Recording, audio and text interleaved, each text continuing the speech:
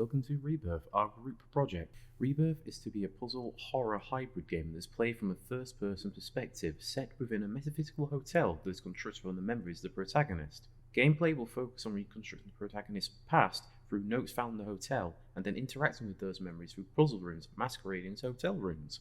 The notes shall allude to the solution to these puzzles and what may be an item which redeems the protagonist or dooms them. The goal is to fully reconstruct and change the memories for good or for ill to unlock the elevators in the lobby, which will take the protagonist up to redemption or down to damnation. A monster shall be hunting the player to steer them towards corrupting elements and chase them away from redeeming elements within the puzzle rooms.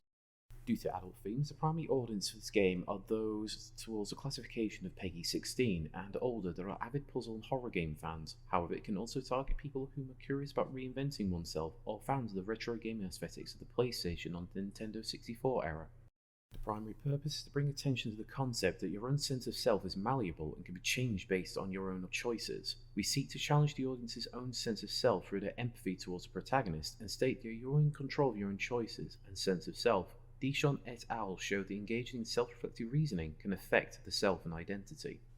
We are looking to create the game in a more lo-fi visual style with simple models with grungy texture work which makes use of thick painted style lines. The textures will be kept purposely flat to give a more cel-shaded vibe. Characters within the game will be kept to being faceless, so much of their personality will be kept ambiguous outside of their actions. The visual style lends itself well to the otherworldly elements of the game itself being set within a physical hotel, especially with a more grungy aesthetic, but also using an Art Deco style of interior design. This is our master plan, colour-coded to each member's duty within the project. Team members and their roles can be seen here, with their primary roles being Carl being the primary team leader, Joe being our modeller, and Jaden being our level designer. A manual mock-up created by Carl in the style of PlayStation manuals which give a short preamble of the story and the gameplay to help push players in the right direction. The main logo for Rebirth, which incorporates a snake eating its own tail in the Ouroboros style and a lotus flower, as they're both seen as symbols of rebirth in many societies. The red and purple colour schemes are also chosen to help make it stand out, as well as warning away from the snake-like tendencies and focus upon the less emphasised flower. The main menu mock-up that is constructed from an in-engine shot of the main doors and utilises the main symbol along with a highlighting system that brings forth the concept of using notes to reconstruct the memories of the past. The inventory system, which is kept purposely grungy and aesthetic to show the degradation of the character. Here we can see whiskey, which is a corrupting element. The screen will change to an easy reading variant at the top of the bottom to help those that have issues reading cursive. The journal system to give players hints as to what to do and the inner thoughts of the protagonists themselves, which can also switch to an easy reading version if needed. The interface for when a player picks up a note, which can be switched to an easy reading variant also. All the assets were photographed by myself for the menu items, including the paper and my own hand. A loading screen example that shows a scrolling wheel on the bottom right to indicate the game is loading to give players some visual feedback.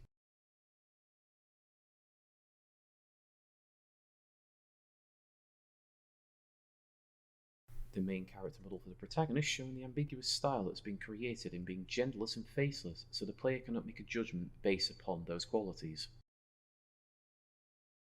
The protagonist's shifting appearance as they start to give in to the corrupting elements of the hotel and become a worse version of themselves. The monster which stalks the player through the hotel to push them towards the more corrupting elements. A small character selection screen that uses a much more feminine model if players wish to play the game as a female protagonist.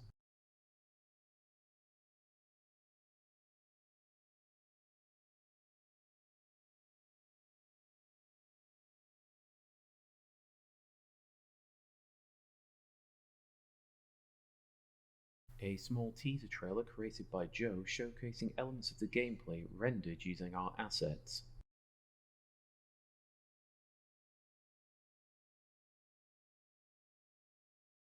Jaden's initial level layout including the ground floor, first floor and second floor, which work to for the main components. The main door placed within the level by Jaden uses assets created by himself and Carl. Please enjoy this final technical demo walkthrough by Jaden to showcase the aesthetic of the game itself. The lighting is meant to be dark to invoke fear within the player so that they do not know what might be around the next corner, but also to help guide them via the brightness of the notes and leading lights. In the demo, it shows picking up a redeeming item and a corrupting item before exiting out of the elevator itself.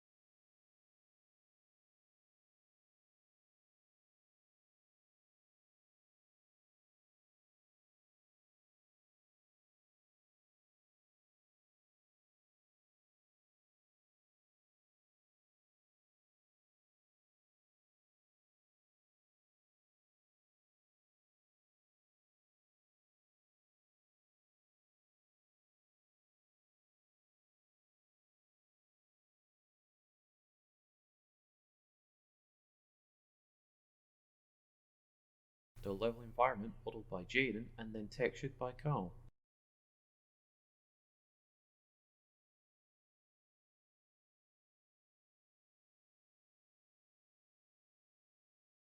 Jaden's assets that were textured by Carl.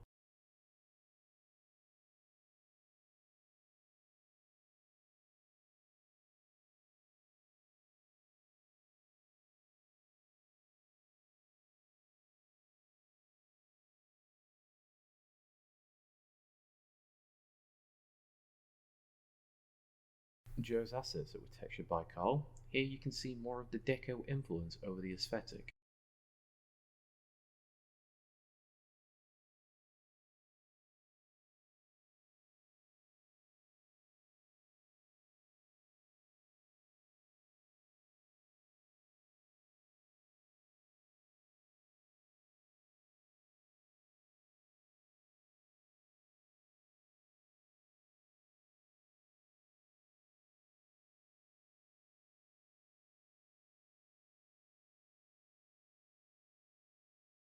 The main character modelled by Joe and textured by Carl, which has a snake-like texture to the tie which evokes a mental image of a snake that is either poisoning or suffocating the protagonist, as that symbolises temptation within most religions, which is one of the sins the protagonist is guilty of. The main journal that acts as a save point for the game and where one can review notes gathered, which was textured by Carl, made from Joe's assets. Please follow this link if you wish to download and play the full tech demo that was showcased before.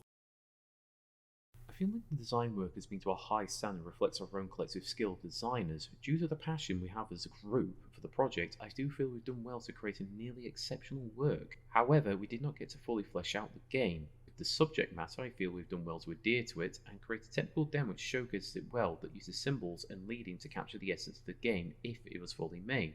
A most unique element has to be the subject matter as we rarely explore within the mainstream gaming, but the unexpected element was just the sheer amount of passion we all have for the project. Quite a bit of research went into the design work, from the aesthetics to the themes to the menu interfaces, and then right down to the symbolism employed within the game being quite well recognised by most of the Western world. We have actually used peer-reviewed studies to supplement our working and reasonings behind the deeper themes. Given more time, we could have presented a more comprehensive demo, but due to commitments outside of this course, that was just not possible. The assets may not have been entirely consistent with the grade we wish to deliver and could have used a lot more work. However, I feel many were to a professional standard and we are very proud of them. Due to the constant feedback in class, we have consistently changed up our work to the better and realised that some themes may have not been appropriate and have adapted to suit